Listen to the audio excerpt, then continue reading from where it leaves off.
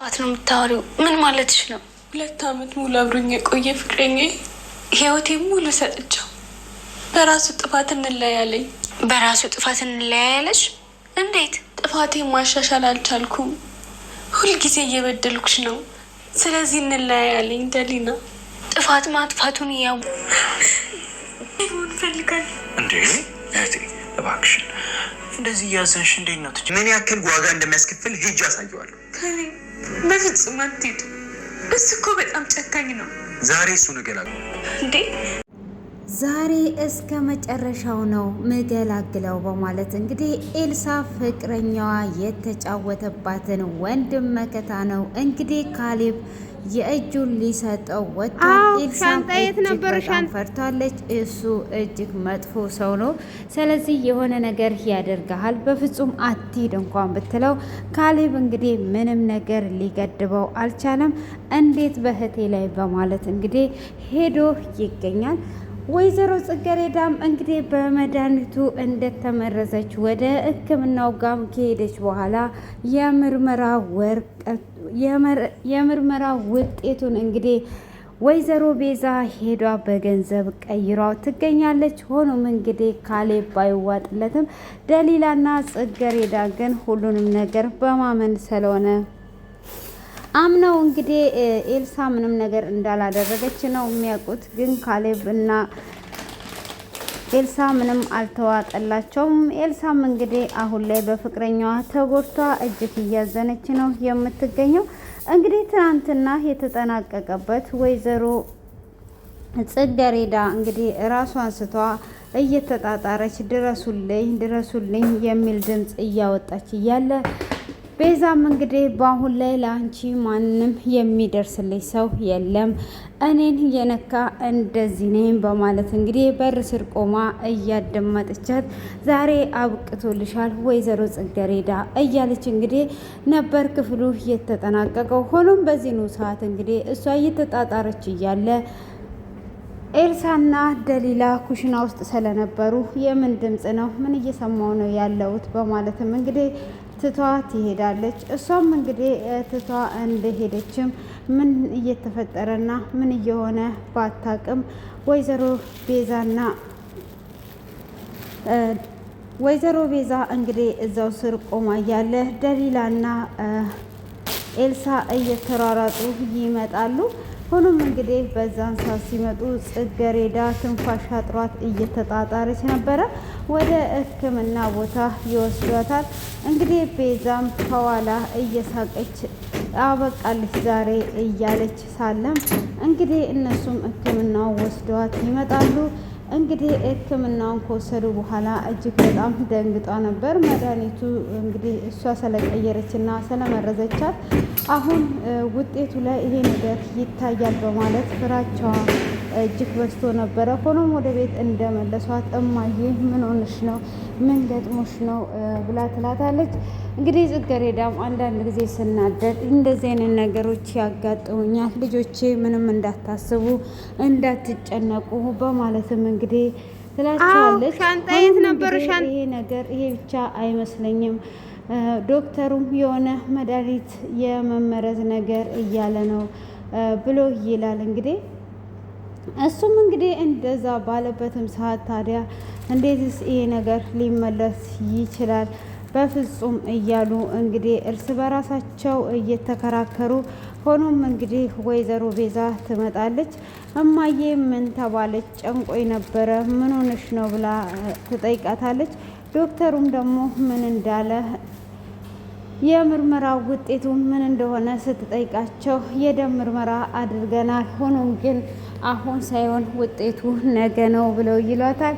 እሱም እንግዲህ ዶክተሩ የሚያጠራጥር ነገር እንዳለ እንደነገራቸው ይናገራል። እንግዲህ የሕክምናው ቦታ ስትጠይቅ ኤልሳም በዚህ ሰዓት ምን አስበሽ ነው? ምን ለማድረግ ነው እንደዚህ ጠያቂ ማን አደረገሽ? ብላ ስትለው ሆኖም እንግዲህ ወይዘሮ ጽጌረዳ ታያት ሰለኔ ተጨንቋ ሊሆን ይችላል፣ ስለዚህ ልጆቼ እንደዚህ አትሆኑ፣ እኔ እንደዚህ ሆኜ እያለች እንግዲህ ወይዘሮ ጽጌረዳም እንዳይናገሩ አፋፋቸውን እያለቻቸው ነበረ።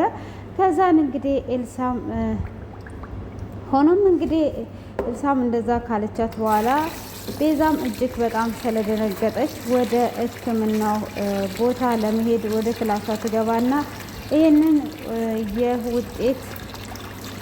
የምርመራ ውጤት መቀየር አለብኝ፣ ይህን ዶክተር ማግኘት አለብኝ፣ ከዚህ ወጥቼ ይህንን ነገር ካልቀየርኩት ነገሮቹ ሁሉ ይበላሹብኛል ብላ ታስባለች። ሆኖም እንግዲህ ስለባበሰች በኋላ ደሊላን አሁን ልወጣ ነው፣ በቃ እማዬን እያያቸዋት ስለማዬ ያሳስበኛል በማለት እንግዲህ ትወጣለች። ከወጣችን በኋላ ለካ የሐኪም ቤቱን ስም ስላልጠየቀች ደሊላ ጂሏን መታ ትጠይቃታለች። እሷም እንግዲህ የሐኪም ቤቱን ስምና የዶክተሩን ስም ትነግራታለች። እሺ በቃ እኔ እኮ ምን ተባለች ብዬ ነው እያለች እንግዲህ ውጤቱም ነገ እንደሚመጣ ትነግራትና በቃ መጣውኝ የሚያስፈልግ ነገር ካለ ደውሉልኝ በማለት ትሄዳለች። ሆኖም እንግዲህ ትደበቅና ለዶክተር ዳንኤል ትደውልለታለች። እሷም ከደወለች በኋላ አንድ ስምምነት እንድናረግ እፈልጋለሁ፣ ይህንን ዛሬ የተመረመረችዋን ሴትዮ እንድትቀይር እፈልጋለሁ ብላ ትለዋለች። እሱም እንግዲህ እንድትቀይር እፈልጋለሁ በማለትም ስትጠይቀው እሱም በፍጹም አልቀይርም ብሎ ሲላትም እንግዲህ የፈለከውን አህል ብር በአካውንት አስገባላለሁ፣ የልብ ድካም የሆነ ነገር ብለህ ቀይር ብላ ትለዋለች። እንግዲህ ብር ሴጣን ነው ይባላል እና እኔ በነፍሱ ሴጣን ሆኖ አላየሁትም እና ያው እሺ ብሎ ይስማማል ማለት ነው። እሱም እንግዲህ ከተስማማ በኋላ ምንድን ነው እሱ በማለትም እንግዲህ የምርመራውን ወረቀት ለመቀየር ይስማማል። እሱም እንግዲህ የሚችለውን ያህል ብር ታስገባለታለች። ብር ኢትዮጵያ ላይ ረክሷል አሉ እነ ቤዛ ሰፈር ማለት ነው። እንግዲህ ብሩን ካስገባችለት በኋላ መድኃኒቱን ውጤቱን ቀይሮት ነው የሚገኘው። እንግዲህ ይህንን ነገር ከቀየረው በኋላ እሷም እንግዲህ መድኃኒቱን ከቀየረውን በኋላ ምን እንደሚፈጠርና ምን እንደሚከሰት ግራ ይገባታል። እሷም አሁን እነሱ ደህና ውጤት እየጠበቁ ነው ያሉት፣ ገንዘብ ካለ በሰማይ ቤት መንገድ አለ በማለት እንግዲህ እየሳቀች የምርመራውን ውጤት እንዲቀይረው አድርጓ ትመለሳለች። ከተመለሰችም በኋላ እንግዲህ ወይዘሮ ጽጌረዳን እንዴት ነው ተሻለሽ ወይ? ሰላንቺ እያሰብኩኝ እኮ ቀን ራሱ እየተጨነኩ ነበር። ዶክተሩስ ምን አለ? ውጤቱስ መጣ ወይ ብላ ትጠይቃታለች። ካሌብስ ደውላል ብላ ስትላትም አይ ካሌብ ራሴ ሄጄ አመጣለሁ ብሎ ሄደዋል ብላ ትላታለች። እንግዲህ በደም ምርመራ ውስጥ ምን ይገኛል ብለሽ ነው? ያው የንዴትና የልብ ድካም ነው፣ ሌላ ምንስ ይገኛል? ግን ያው ማወቅ ጥሩ ነው ብላ ትላታለች። እሷም አዎ እኔ ስናደድ እኮ እንደዚህ አይነት ነገር ይፈጠርብኛል፣ ለካሌብ ግን ብነግረው ሊያምነኝ አልቻለምና ሄዷል ብላ ትላታለች። እሷም እንግዲህ አይ እያለች እየሳቀች በብሩ ስለቀየረች ትላለች ማለት ነው። እንግዲህ ኤልሳም ደግሞ ፍቅረኛዋ ደውሎላት ነበረ።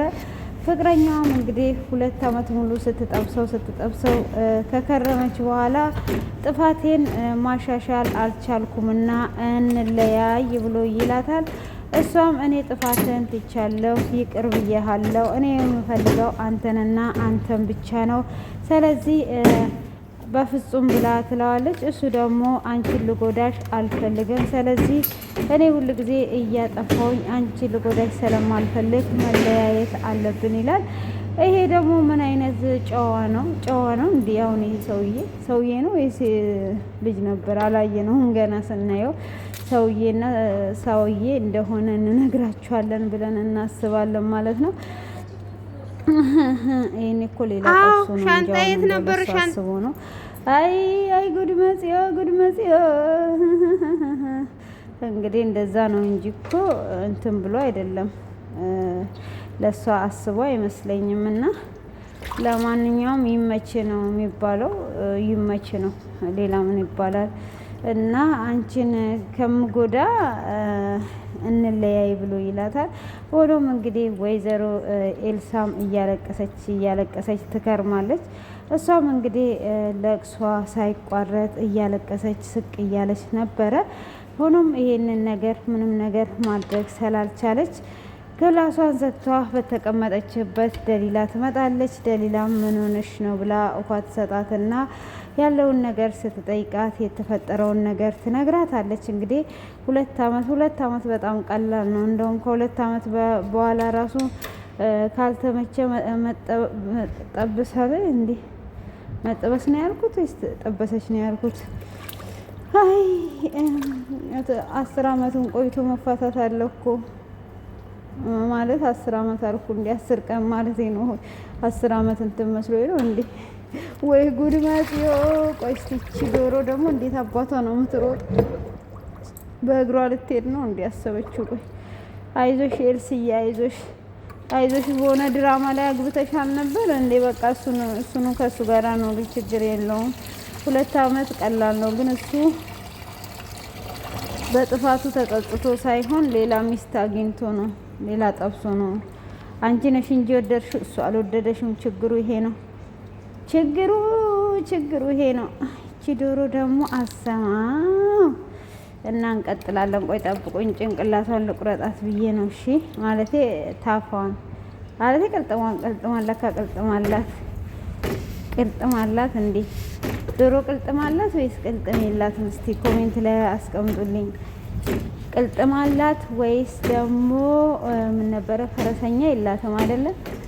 አዎ ፈረሰኛ የት አለ? እዚህ ፈረሰኛ ሰርገኛ ምናምን የለም። ፈልጌ አጣው።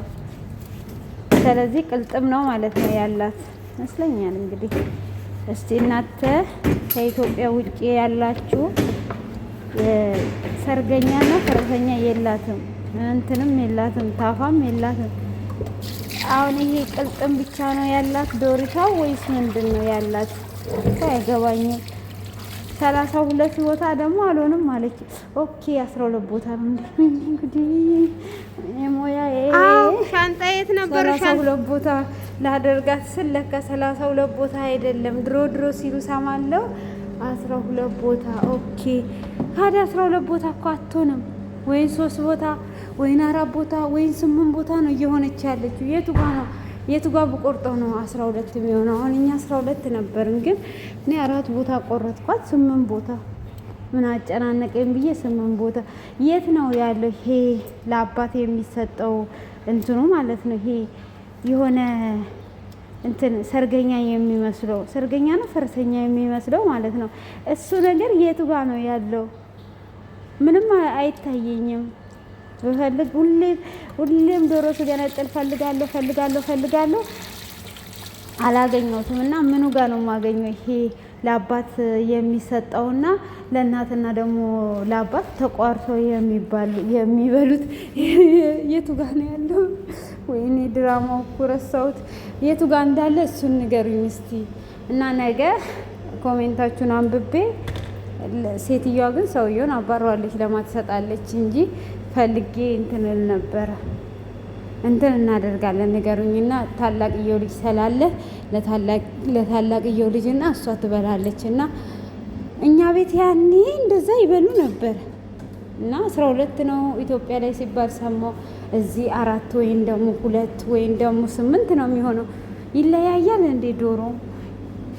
እሺ በቃ ለማንኛውም ወደ ድራማችን ስንመለስ እብዷ ደሊላ አልኩኝ። እብዷ ማን ነበረች? አስታውሱኝ እስቲ በኮሜንት። ወይኔ ጉንፋን ይዞኛል እኮ። የጉንፋን መድኃኒቱን ኮሜንት ላይ ጻፉልኝ። እና መድኃኒቱን ቀየረችው። በቃ ምንም ማድረግ አይቻልም። ኦኬ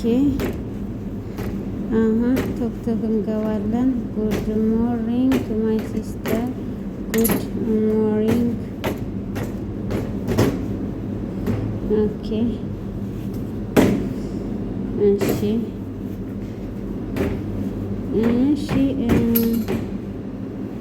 አሁን ገባ።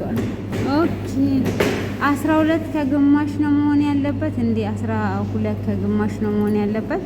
እስቲ ኮሜንት ላይ አስቀምጡልኝና እኔ ደግሞ እኮ የሆነ ነገር ትዝ አለኝና ለካ ቪዲዮ እየሰራው ነው ያለሁት ከዛን ቀየርኩት ማለት ነውና ለማንኛውም ወደ ገደለና ወደ ገዳደለው ስንገባና ወደ ዜናችን ስንገባ ያው ዶሮውንም ንገሩኝ። እኔ ያው ወደፊት ኢትዮጵያ ስገባ 3 ቦታ እንዳልቆርጠው ፈርቼ ነው። ኑሮ ውድ ነው ስለሚሉ ግን 24 ቦታ ልቆራርጠው ይችላለሁ። ችግር የለውም። 24 ቦታ የምቆራርጠው ምን ችግር አለ? ምንም ችግር የለውም ማለት ነው። እና ስለዚህ እናንተ ደግሞ ኮሜንት ላይ አሳውቁኝ። እና ለማንኛውም ጽጌረዳ እና ጽጌረዳ እንደዛ ሆነዋል። ምንም ማድረግ አይቻልም። እነ ጽጌረዳ የተፈጠረው ነገር ሁሉ ተፈጥሮ ይገኛል ማለት ነው። እንግዲህ ይሄ ውሸትና ውሸት ነው። ለማንኛውም መልካም ቀን ይሁንላችሁ። ከዚህም በኋላ ያለውን ሙዚቃ እየሰማችሁ እየተነካነካችሁ ቆዩን ማለት ነው። መልካም ቆይታ ይሁንላችሁ። እስከ መጨረሻ ተከታተሉ እሺ። እና ምን ላይ ነበር ያለቀው? ማን ነበረ? ካሌብ ሊመታው ሄዷል። አሁን ካሌብ ነው ጥፋተኛ ወይስ የኤልሳ ፍቅረኛ ነው ጥፋተኛ? ካሌብ መደብደብ አለበት የምትሉ አዎ በሉና ጻፉ። ቁጥር እንዳጽፉ። ካሌብ መደብደብ የለበትም የምትሉ የለበትም በሉ። ግን መደብደብ አለበት የለበትም? ከሄደ ይሂድ። ምን ታለቅሳለች?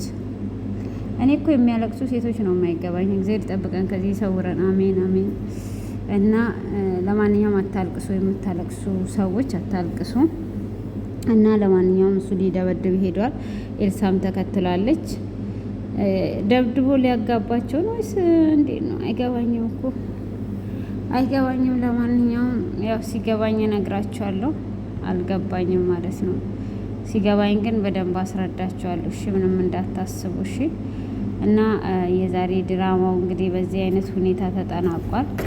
ቀጣዩን እንግዲህ ይዘንላችሁ ሁልጊዜም ከመምጣት ወደኋላ አንልም ማለት ነው። መልካም ቆይታ ይሁንላችሁ።